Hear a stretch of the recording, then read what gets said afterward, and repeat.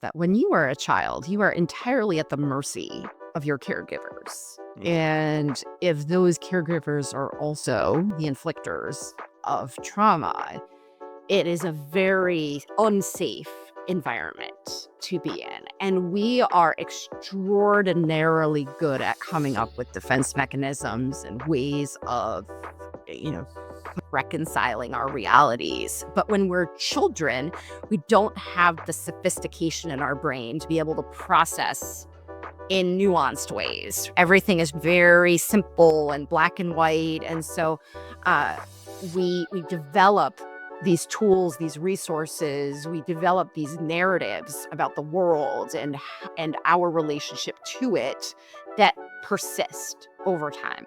And then we get to other stages of our lives where we have more power, more agency, but we don't consciously take the time, if we're not in therapy or we're not, sort of self-reflective in these ways, to now recognize ourselves as distinct from that very powerless child, very vulnerable child who existed at that point in time.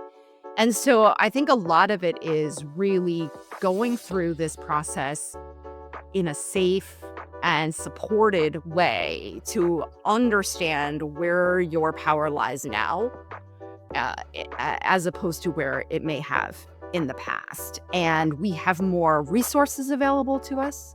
We have, again, more brain power available to us. We have just very different experiences now. And if we can update the database, so to speak, in our brain, right, of what's safe, what's unsafe, what's possible, what's not possible, then we create more agency for ourselves in the world. I'm Johnny, and I have our definition of the day. Imposter syndrome is understood through Kim Meninger's work as a leadership coach and host of the Imposter Syndrome Files podcast as a pervasive experience of self-doubt and insecurity that leads individuals, often high achievers, to feel like frauds despite evidence of their competence and success. Meninger describes it as a psychological pattern where people attribute their accomplishments to luck, external factors, or deception rather than their own skills or efforts. It is characterized by a persistent fear of being exposed as less capable than others perceive, often accompanied by anxiety, perfectionism, and a reluctance to internalize achievements. While not a clinical disorder, she highlights its deep roots in societal expectations, workplace dynamics, and personal experiences such as childhood messaging or cultural pressures. Through her coaching and podcast, she emphasizes that imposter syndrome is a common human experience, particularly in high-pressure environments, and can be managed by reframing self-perception, fostering psychologically safe workplaces, and building confidence through actionable strategies like self-compassion and authentic self-promotion.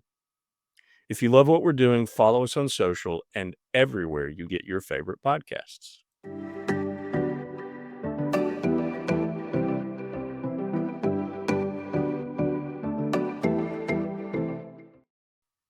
Good morning, Kim. Good morning, Johnny. Where do we find you? I am in Groton, Massachusetts, about an hour outside of Boston. That's a fun word, Groton. How do you spell Groton? Groton. I would have messed that up. I would have gone with au gratin, which is a completely different thing. Well, welcome to the show. I'm very, very excited to have you. I believe if I do a Google search on podcasts on imposter syndrome, you are the first response. Well, thank you. I've been doing this for a while, so it's been over 5 years now hosting the podcast.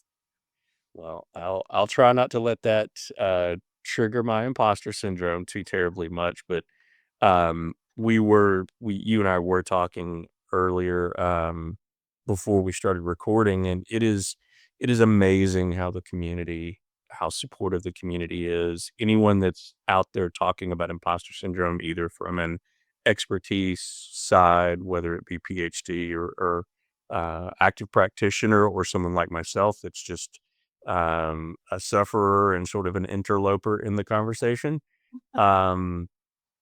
everyone has been willing to talk about this, wants to talk about it, and I wanna say thank you for your willingness to come and share some of your wisdom and knowledge on the show. Well, thank you for having the conversation. I am one of those people who will always say yes to this conversation. It's so important.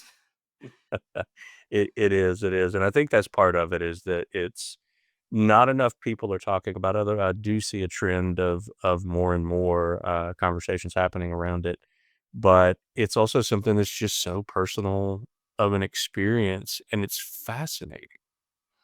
It really. Um, it really is. It really is. So we typically have a series of questions. We almost never follow them. We will wander our way around based on uh, some of the more interesting things you will probably say that will outpace the interestingness of my questions. But I always, especially with what I know about you and what I've read and learned from your, both from your podcast and from your website, one thing I just have to ask is you've described yourself as a lifelong struggler with imposter syndrome and an imposter in recovery, which I love.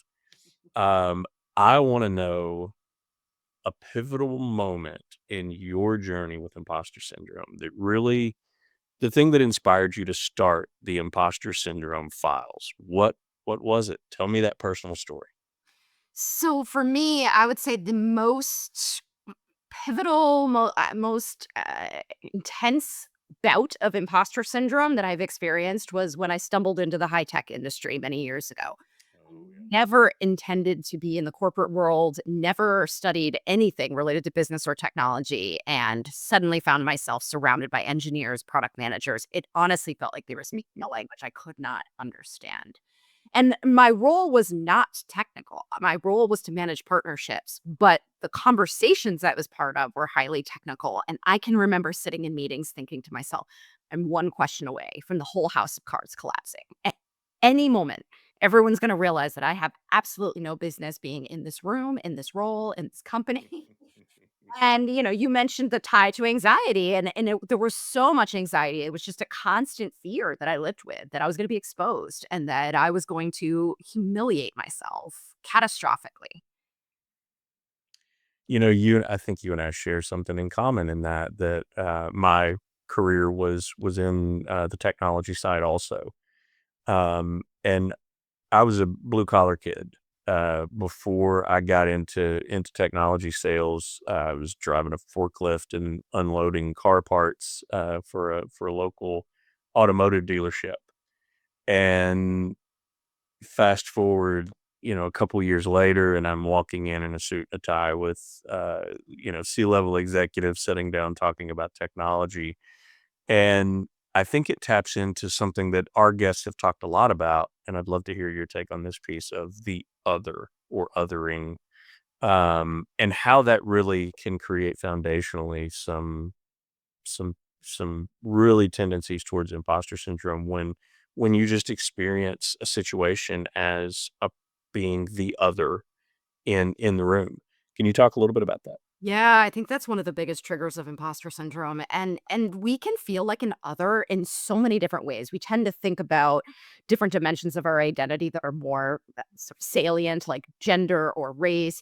But even I can relate to what you talked about growing up, as a blue collar kid, and I was the first in my family to go to college. I was the first in my family to have this type of a career path. And so I've often felt surrounded by people who they were the legitimate ones. I was just there by a fluke. I didn't belong there. And so I was constantly comparing myself to other people and gauging whether or not I had the right to be in that space and how fully I belonged there. And even something as simple as being an introvert in a room full of extroverts can make you feel that way. So there are lots of different ways in which we feel like an other, as you describe it. That really ties into my next question for you. So your podcast, it really creates a space for professionals to share their stories of managing imposter syndrome. In your interactions, what's either the most surprising or maybe the most impactful lesson that you've learned from your guests about their experience and what may have led them to imposterism? Yeah, it's interesting because I have recorded now over 250 episodes. So I've had a lot of conversations with people about this topic. And I think part of what continues to surprise me is how many people of different backgrounds, how many people you would never expect to experience imposter syndrome do so. And we are all managing it differently. I've talked to people who use everything from hypnosis to therapy to reframing, and so I think we one of the things it's taught me is that this is just part of the human condition, that there's, even though sometimes we feel like we're the only ones who feel this way, we are in good company. Most of us feel this way, but we still haven't quite cracked the code on it, given the fact that we're still trying to figure this out. And there still are so many different paths to supporting people, or in so many different ways in which people are managing these feelings. And so, again, reinforces the importance of having these conversations. Well, and I think that that really ties in everything you're saying. It's like it ties directly into so many of my prepared questions. Um, you have in your work, you've said imposter syndrome. It's highly correlated with anxiety, but that it also, and we believe this, and have talked extensively on the show on this as well. It is not a recognized psychological disorder. It's one of the reasons why we do the definition of the day is because it's such a broad spectrum of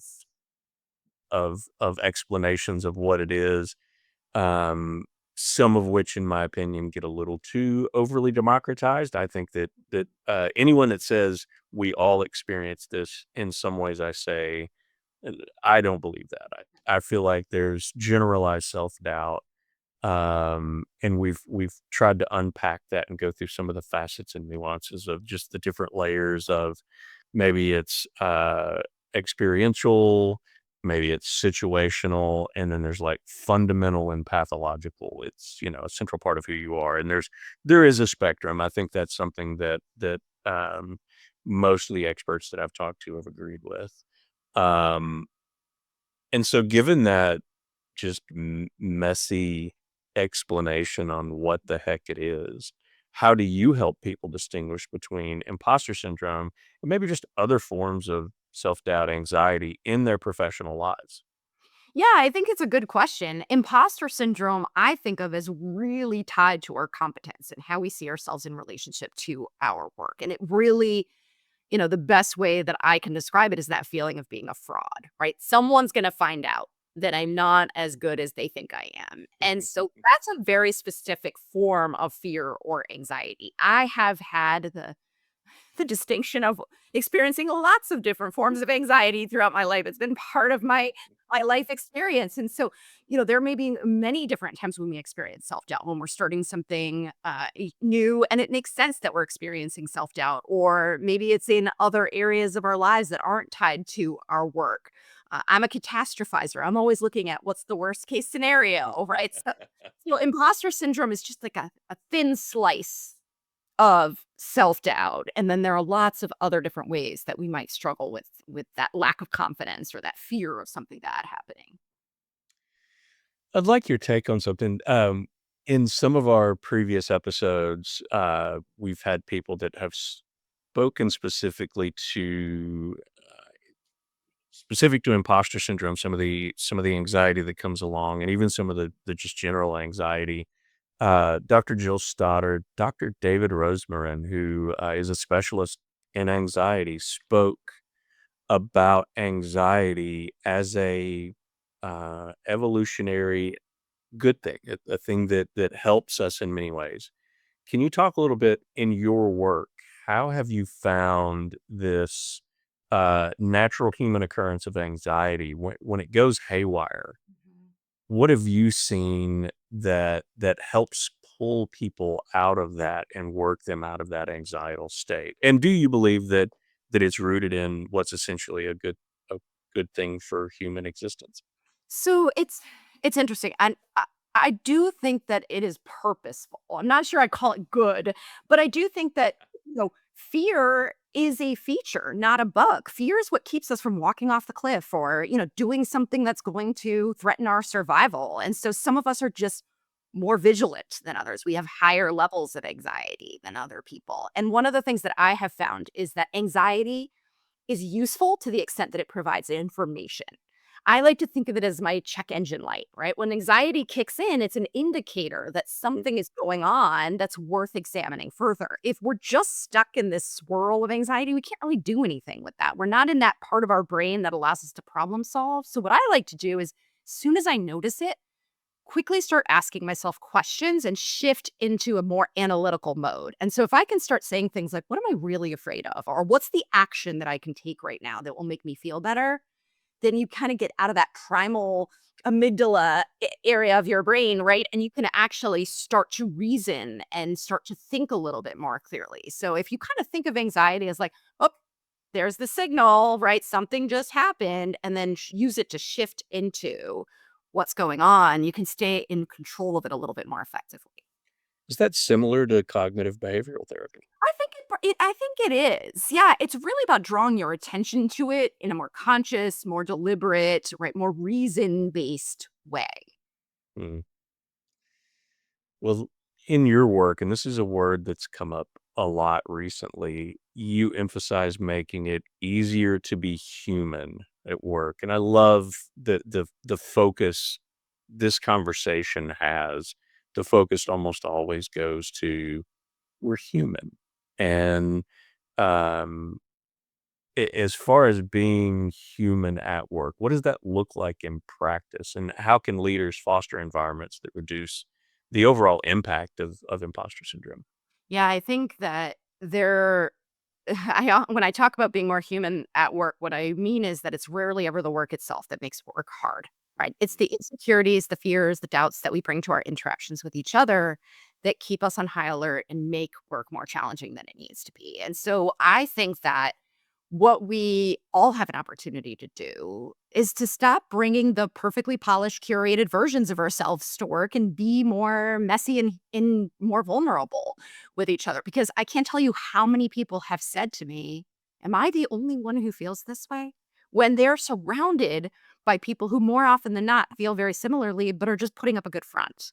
And so, if we could all engage at a more honest, more human, more vulnerable level, we would see that there is no such thing as perfect. There is no such thing as, 100% confidence or a perfect linear career path. And that would normalize the human experience a little bit more effectively within workplaces. So I think as far as being able to create environments where that happens, leaders who tell their stories and make it clear that they are human too go a long way in creating more of these environments. I also think making it safe to learn and not having, these pressure points where it feels like people need to be perfect because you can't be perfect, right? People are going to make mistakes, and the more you try to force them not to, the more mistakes they will make. So if we can create more learning cultures, more vulnerable cultures where we just talk honestly. I mean, I've had conversations with teams about instituting practices where they talk about what's the biggest mistake you've made this month and what did you learn from it as a way of normalizing it and creating learning opportunities for each other, or what does support look like to you this week so that we can better support one another. All of that goes a long way in creating more human spaces. Mm. Well, you gave me the perfect like YouTube short with "It's not about the work." Uh, that was like a perfect moment that's gonna be going around. But in that explanation, in that description, you used a word that we find our way to in this podcast over and over and over and over and over when we talk about how to combat some of the components of imposter syndrome, and it's the big V word. It's vulnerability. It does seem like it starts there. It almost always starts there. Any recipe that I've heard described, either whether it be at a personal level or in a work environment, individual coaching, there comes a point where vulnerability just seems to be the key that unlocks the door. It's the start of everything. And I agree with your assessment, the suffering and silence that occurs where we're all experiencing this piece of it, and then one domino falls. And suddenly there is a chain reaction of sharing. And I think it goes back to the conversation we were having earlier about anyone talking about imposter syndrome, their willingness to come on the podcast or talk to me about it or whatever.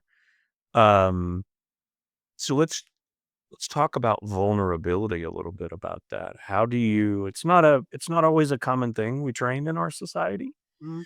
What are some great steps to make vulnerability a habit, an occurrence, a strength, a tool? Vulnerability can only exist in psychologically safe environments. A lot of people are afraid to be vulnerable because they're afraid it will be used against them. And I've had people say that to me very directly. So if you want to have environments where vulnerability exists, the most senior person in any room has to be the one to model it, because if they're not doing it, no one else is going to feel safe to do it. So it's an opportunity for everybody who's in a position of influence or leadership to think about the role that they're playing in these spaces. And it doesn't have to be, and it shouldn't be, a therapy session or, a complete opening of the floodgates, but even just a casual mention of, hey, you know what, I had a little bit of imposter syndrome when I came into this role, and so I wouldn't be surprised if some of you are feeling that as we're moving into this new project. Something like that can go a long way in just making people feel seen and making it feel safe to not be perfect. You know, I've experienced this, and I've experienced it in workplace settings where we level set. I actually sat down one time with my two business partners when we were in a little bit of a uh, area of misalignment, let's say. And I trotted out the I language, where if we're going to talk to one another in this meeting, let's use the I language. And I'd learned it from therapy, but we found ourselves sometimes spending more time in that piece of it, really talking about our feelings and unpacking some things. And it's very easy to just let that take over, and suddenly you find yourself in nothing but that conversation. So how do you manage popping out of gear from really focusing on feelings and talking about the things that we're experiencing into, and now we've got to get to work, and now we've got to put this into execution mode and really get outside of let's get off the couch. Therapy time's over. Let's get to work. How do you manage that? How does that work for you?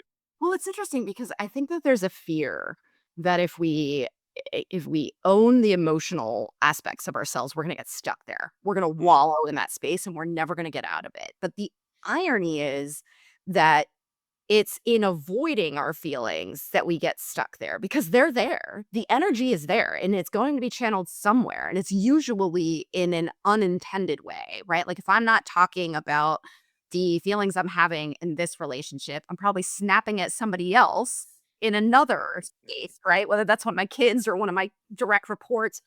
And so what I think is really the opportunity is to think about, how do you find the right balance? You don't want it to be performative, but you do want it to be in some ways ritualistic. So I think people are so thirsty for it that if you've never had this conversation and then you suddenly have it, that's where the can of worms opens and everyone's going to talk about it forever. But if you can incorporate this into regular meetings, like maybe it's the first 5 minutes of every meeting and everyone knows there's space for this in the future. They're not going to feel the need to hang on to this one moment for dear life.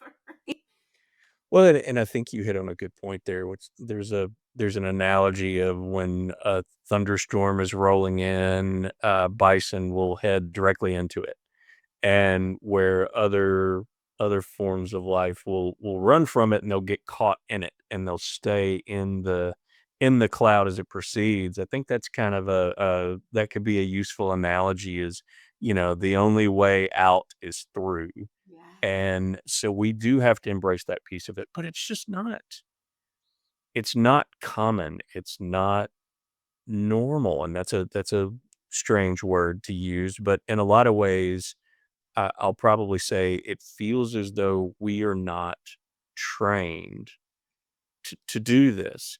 Can you speak a little bit about some of the historical things specific to the workplace that maybe are bad lessons that have been learned, or maybe bad structures or formats or frameworks that have been passed down for decades? Can you talk a little bit about what you've seen in that regard?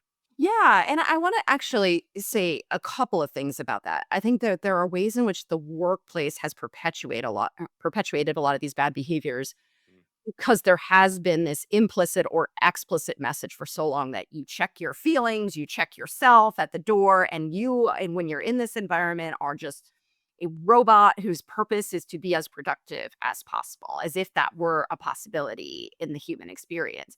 But I also think, and sometimes I think about this humorously, right, that many of us grew up in homes where we didn't have great role models for conflict management. Many of us were told to stifle our emotions by our own loved ones. And so we are in these work environments where we're dealing with all of our own baggage and we're triggering each other invisibly all day long. And so I don't know why you're reacting to me the way that you are, but I'm making up a story about it. And so each of us is bringing this very complex history of what has triggered us and what feels safe and unsafe into these workplaces.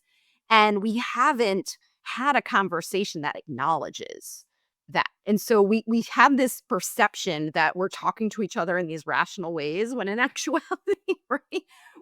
We're you might remind me of my critical father, or you might remind me of a boss that I had years ago that was really scary. And so I'm bringing that into this relationship. And so it's the combination of expectations that have been set by these workplaces on top of the fact, and a joke sometimes, that everyone should have to be in therapy before before they go into the workplace, right? Uh, this appreciation for the fact that even if I'm not the one who is feeling anxious in this moment, I'm likely surrounded by a lot of other people who are. And just because I feel safe doesn't mean that everyone else does. Mm. I we mentioned this multiple times on this podcast that, I believe there are 2 types of people, people that are in therapy and people that need to be in therapy. And, what's ironic is I recently I stopped therapy for the first time in, like, 20 years, and I'm taking a break from it. And, a lot of it was I'd made a lot of progress, through therapy, and I was going into my therapist and basically just providing updates. And we hit a point where we realized, yeah, I think we've made a lot of great progress. This is awesome. The work we've done has been sacred. But right now, the phase that I'm in, I just need to be okay with being okay. That sounds a little new agey and wonky, but part of that, let's call it that evolution, part of that the progress that I made in therapy ties back to a word that you used, and you used story. And I think that's such a powerful word. And I found that through storytelling, what I realized was the imposter syndrome inside of me was just one big long story that I was telling myself that was so incredibly ingrained in my identity. And I feel like maybe I was using tactics and tools and methodologies in an attempt to make my situation better, to harness the power of all of that negative energy that sometimes gets expended in imposter syndrome thinking and imposterism. When I took that energy and funneled it into storytelling, that was one of the more effective things that I've ever done to help myself. And it does feel like, and that's such a strange word, story and storytelling. We as creatures react to it in such an interesting way. Sometimes it seems hokey, but it really is true that storytelling seems to have a power for imposter syndrome specifically that kinda nothing else does. Uh, I guess my question is, can you elaborate on that? What does that make you think and feel? Yeah, and if If it's okay, I'd love to go back to my own story of imposter syndrome and tell you how this relates to that, because I mentioned growing like this stranger in a foreign land, being surrounded by all of these people, and after a while, because one of the things I've sort of developed probably as a defense mechanism in response to all of my anxiety is I'm very action oriented and I want to solve problems. And so finally, I thought to myself, I need to do something about this. I'm going to go back to school and get an engineering degree. And that will solve the problem because then I'll be able to speak the language of all my colleagues. And I took a couple of classes and realized, not so sure about this. So I went and spoke with the executive vice president of engineering. At that point in my career, he's probably 7 levels above me, but we had done at the same university and I used it as a connection point. And I said, you know what? Sometimes I feel like I'm in a little bit over my head in these technical meetings. Do you think I should get an engineering degree if I want to advance my career here? And he looked at me funny. He's like, "Okay, engineering degree? You don't need an engineering degree. You're surrounded by engineers. If you need to have a technical conversation, bring a technical person into the room with you. You don't need to know everything. You just need to know what you don't know and build relationships with those people." And I remember that leaving that room feeling like this enormous weight had been lifted from my shoulders, but also tying back to story, what I realized was never, not in my interviews, not in my resume, not in a single conversation I had had with a coworker, had I ever positioned myself as a technical person. It's not like I was lying to anybody, right? It wasn't in my job description.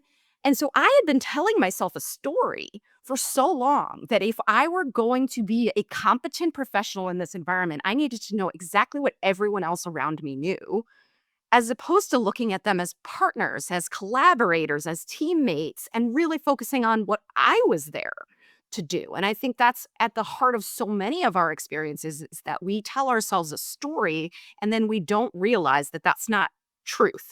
Right? And that there it's worthy of examination and really thinking about how is the story we're telling ourselves serving us or not serving us, and is there another way to interpret what's going on? Mm. In sales, I ran into many of the same issues and problems. I was a very non-technical guy and had these brilliant people around me, and it felt for a good while we would walk into a meeting, and I was typically because I was on the sales side, I was in front. I was the sort of the tip of the spear. And I think the story I was telling myself, I don't know, there's a bit of narcissism involved in it because I had this entire team of people behind me, but for me, it was, I had to be all of it. I had to be, the sales guy, the relationship guy, the technical person. And I'm not even sure that I knew I was telling myself this internally, but that was it. And it was, I mean, it is inherently narcissistic to think like I have to be all of the everything.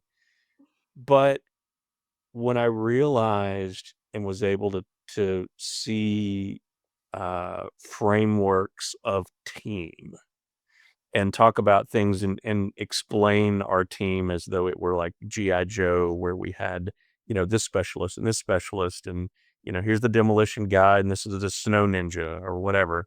GI Joe was always very, a rich, analogy to use, but I feel like by understanding the team dynamic better and really embracing and relying on the team and less on myself, it empowered me to really combat some of the major triggers of imposter in the moment. It was still in the back of my head, but at least it allowed me to pull and not be so front and center, which ironically, it was where I placed myself front and center. So, what are some tools you've seen that help develop team? Yeah, that's a really good question. And I think, you bring up a really good point about the narcissism too, and the fact that we center ourselves in everything. And it's a natural human thing to do. We are, looking through our own eyes. And I made this analogy in my TEDx talk too about how imagine if, you've got a team of people building your house and the plumber is just completely anxious about the fact that he doesn't know what to do, how to do what the electrician's doing. Imagine, right? That just doesn't. When we think about it that way, it reveals the absurdity of some of our thinking. So I think what really the opportunity is going back to that human element, a lot of times when we're on a team, we're prioritizing speed and we're jumping right into the work and we're not taking the time to get to know each other. And I think really backing up a step and spending some time going around and asking people, how do you prefer to communicate? What are the aspects of this project that are most interesting to you? Or where do you think you can add the greatest value? Or what are you most worried about? What are some of the challenges that you're facing right now? Really humanize this experience so that we get a three-dimensional view into each other. And then if we're able to have that conversation collectively, then I can know, hey, Johnny, you know what? You're really good at this part, so I don't need to worry about that. You like doing it? Great. Now I don't have to learn it. Or hey, I know that you prefer to work in this type of way or communicate in this way. So I'm going to, as much as possible, accommodate that preference. And, that's going to make our relationship stronger and we're going to trust each other more. And I just think that when we feel like we're working with other humans and not just these mythical figures in our workplace, right, that it just takes some of that pressure off. Mm. You said something in there, and I love any sort of analogy that helps kind of get you out of your own head and seeing it in 3D. That there's so much utility in that piece of it, and it really will help you if you go into a meeting and you find yourself talking on sort of 2D.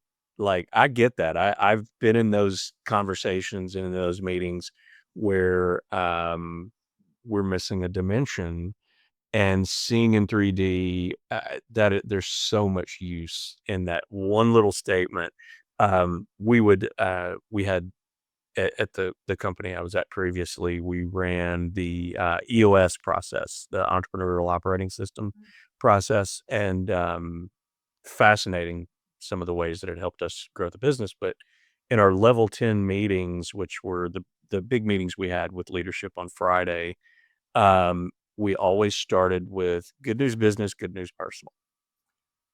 And you wanna talk about it just felt like, dragging a bear cat, into a wrestling it in a phone booth, trying to make that feel normal. And it's a very uncommon thing, or it's a very strange thing to do of, and you mentioned it, let's get to work, let's get going. But then you stop and go, good news business, good news personal.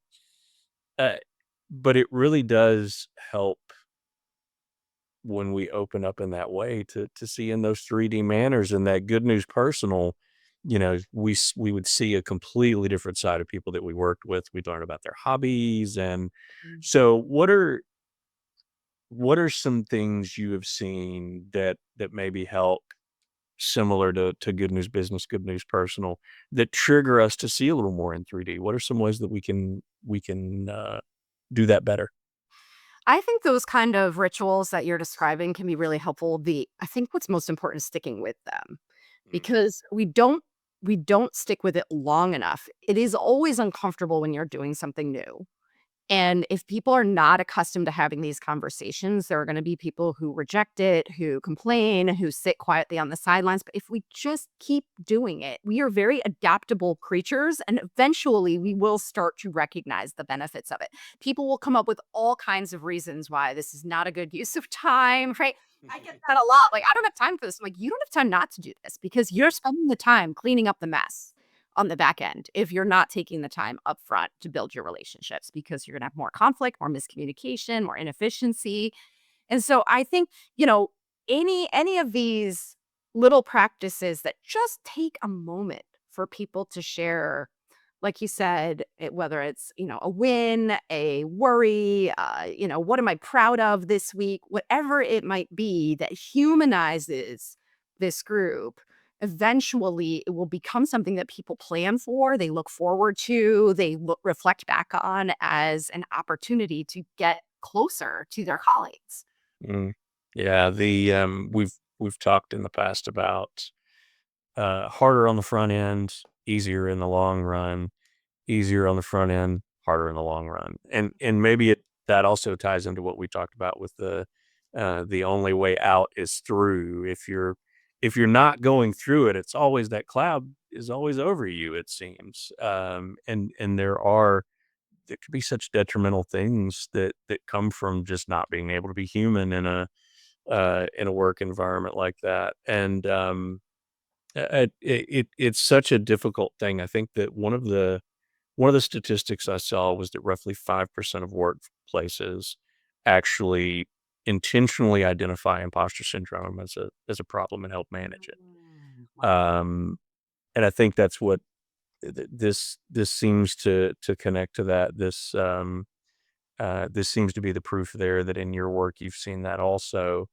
And I I I just love the fact that you're making a change to try to make the workforce a better place or workplace a better place.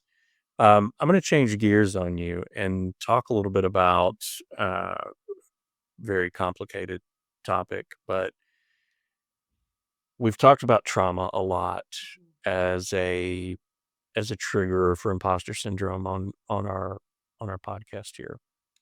Um, on Syndrome Files, your show, you've explored topics like childhood trauma as roots of imposter syndrome. So these deeper origins, how can the understanding of these deeper origins help someone kind of break free from its grip?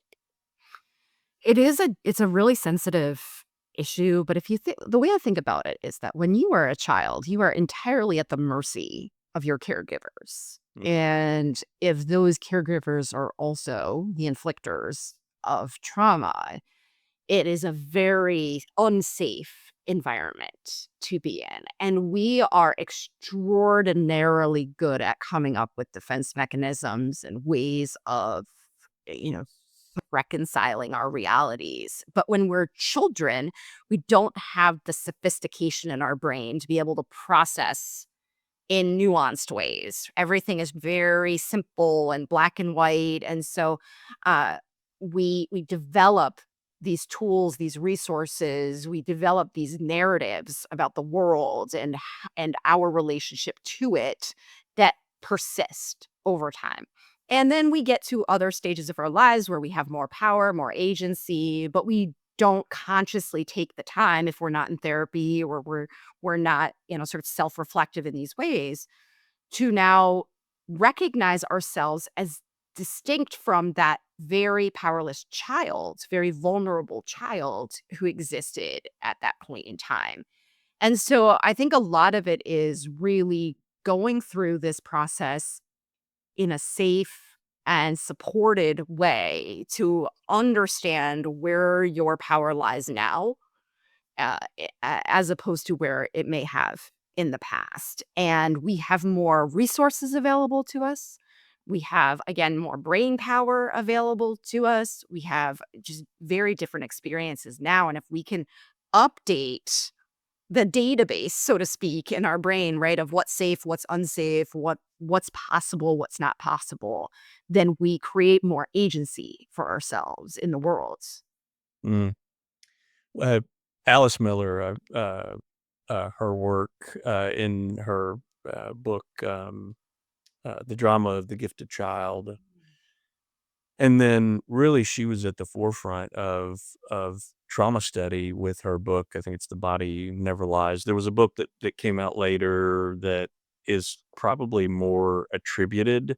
Hers came out first, and I think really broke the seal on how we understand trauma. But I think you spoke a little bit about that understanding and really going back to that child, and this is part of her work, understanding that child and the experience of that child where the trauma gets created or where the trauma began, and being able to understand from a uh, an adult point of view in an adult mind in an adult state of being, but really being able to have that 3D understanding of ourselves, where we're able to go back and understand the child, the feelings, the expectations that aren't always the expectation of a child is monumental. It's never fair. It's completely out of alignment with what the expectations of an adult typically are. Um, and I think you touched on this, but seeing that 3D version of ourselves is so important, and sometimes that does mean going back and thinking through the mind of a child. I guess my question there is like, would you agree, and can you elaborate Yeah. on that piece of it? Absolutely, I would entirely agree. And even, trauma is obviously a pretty extreme version of what we're talking about. But I also think even things like I talk to a lot of people who their parents were very critical and very put a lot of pressure on them to perform academically in these extraordinary ways. And so they have internalized this need to be perfect. And that translates into so many aspects of their adult lives. And it translates into the stories they tell themselves about what success looks like and what their Mm, career path should look like. And just taking the time to go back and examine what might have been the motives that our parents had when they were giving those messages. Oftentimes it's rooted in fear. It's rooted in, I want a better life for my child than I had for myself. And maybe it wasn't delivered in the most elegant or supportive way. But if we can even just reinterpret that experience, it can take some of this other pressure off and allow us to form different relationships with our work and with the people around us. I love that thought. My family, my parents, I really didn't experience trauma in any way.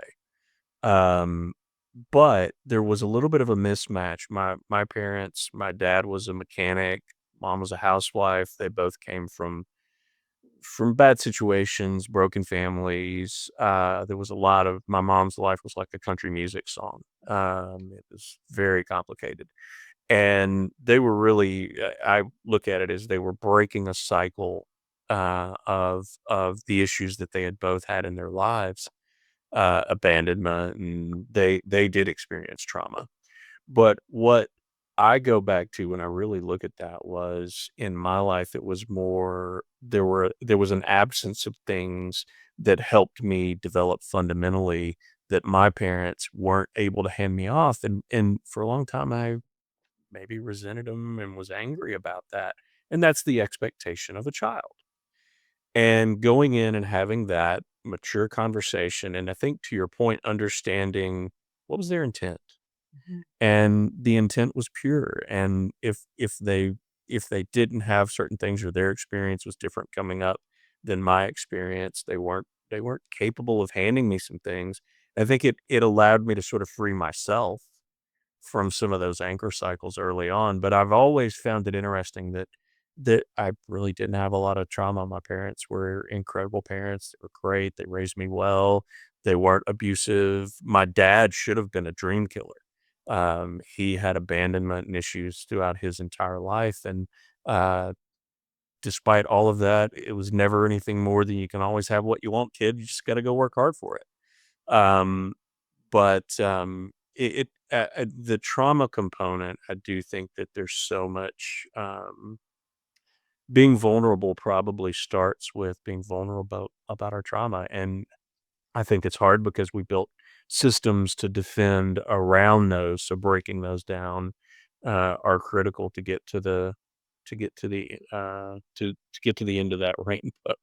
Yes, and as children, it's not safe to believe that your parents are imperfect. Mm, And so we then internalize the imperfections ourselves because that's what we can control. And we start to think to ourselves, well, if only I get all A's, then my parents will love me. Or if only I, behave perfectly, then they'll be happy with me. And I think as an adult, it's an opportunity to recognize the imperfections of our parents as well, because there are no perfect parents and they're all humans navigating their own, trauma and experiences as well.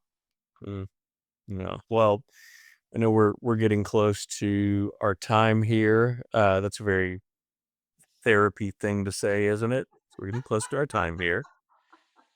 But I'm gonna give you one last question. You're a TEDx speaker. You're a leadership coach. You have a podcast on imposter syndrome. Number one response when Googled, I do believe. And you've worked with many high achievers. Why do you think imposter syndrome is so common among successful people? And then give us a strategy that they can use to manage it? So I think it's most common among high performing individuals because it's most common in transition points when we're doing something for the first time. Mm, And so we are so high achievers have this trajectory where they sort of start out scared and anxious about whether they're going to be able to make it, then they start to learn and then they reach rock star status, right? And then they do it all over again. And so because they're consistently putting themselves in the position of starting anew and really challenging themselves and stepping outside of their comfort zones, they're more likely to experience it. If you don't ever step outside of your comfort zone, there's no reason to feel like an imposter. mm, Well, I think part of it is really not comparing yourself at the beginning of something new to yourself at the end of something old. Right? It's to go back and remember how you felt at the beginning of the last thing that you left and to really remember that this is a transitory state, that this is part of the learning curve and that it's going to be uncomfortable, but that you can do it. And that's part of the growth mindset as well, right? It's just believing that you have what it takes to learn and develop and that you can access the resources that are available to you and that you will get through it. But I think sometimes we get this feeling of this time is different, right? Like mm. this is the time that's gonna break us. But no, we end up getting through it. So it's again the story you're telling yourself, the frame that you're putting around it, and just being a little bit more honest with ourselves about what's going on. And you mentioned as leaders, we put ourselves in places of advancement, but as people who suffer from imposter syndrome, do you believe that there may be a dynamic? And I say this knowing that I believe this. So maybe I should just say, let's talk about the dynamic of imposter syndrome as a function, as an origin, as the thing that makes us go search out those next levels and next layers. Have you experienced that as well? I think that once we realize that stepping outside of our comfort zone is uncomfortable, that well, I'll speak for myself. When I'm too comfortable, I start to think I need a little bit more of a challenge here. I need to start thinking about what's my next step outside of the comfort zone, right? And so I think that while imposter syndrome is a really disruptive experience, it's also a signal that we're growing. And so if you're not feeling uncomfortable, you're probably not growing because growth and comfort don't coexist, right? I think, and maybe this is just a me, but there's a validation component that I think is a gear that gets clicking where sometimes I think I'm searching it out because of imposter syndrome. That it's really a driving force for me. Not it's not a and you used it's the feature, not the bug. It's the thing that pushes me in a lot of ways.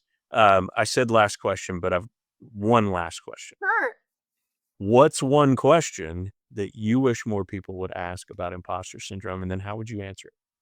I wish more people would ask, how do we collectively support each other around imposter syndrome? I think that for far too long, this has been perceived as an individual issue that needs to be resolved in an individual way when we, as we've discussed, know that this is a universal, fairly universal human experience. And so what I wish more people would do is some of the things that we've been talking about of really creating more environments where we can safely have these discussions together and just really focus on connecting as humans in the workplace. Mm. Well, and I think hopefully today we've accomplished a good deal of that and provided some advice and counsel for listeners that are out there, and for me personally, some of the things that you've said have resonated so well and will be things that I'll put into use, and looking at 3D versions of ourselves is something that I'll definitely look at. And also sometimes the work is not the hard part in work. I love that statement.